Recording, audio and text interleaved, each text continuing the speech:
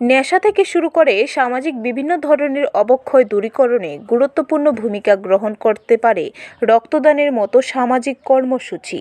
অন্যের কল্যাণে নিজের দেহের রক্তদান করার এক অন্য অনুভূতি ও তৃপ্তি রয়েছে।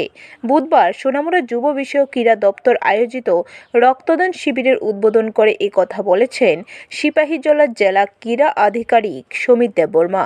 তিনি বলেছেন, বিভিন্ন সামাজিক সংস্থা ও সংগঠনকে এই রক্তদানে এগিয়ে আসার ক্ষেত্রে উৎসাহ বৃদ্ধির জন্য যুব ক্রীড়া দপ্তর রাজ্যের বিভিন্ন স্থানে এই রক্তদান শিবিরের আয়োজন করছে। আজকে এই রক্তদান শিবিরকে সফল করতে সোনামুড়া নগর পঞ্চায়েত ও সোনামুড়া নগর সামাজিক সংস্থা সহযোগিতার হাত বাড়িয়ে দিয়েছে।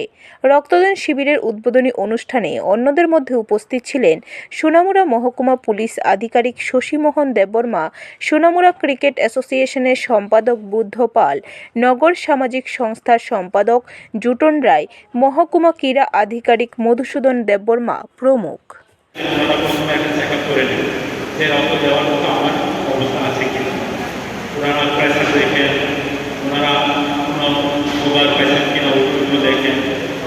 বিভিন্ন ক্রাইটেরিয়া থেকে সেভাবেই ওনারা চেক করে সেই রক্তকে নেওয়া যায় কিনা ওনারা বলে দেন।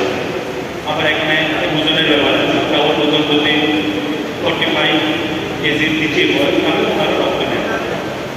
ব্যুরো রিপোর্ট, খবর ত্রিপুরা।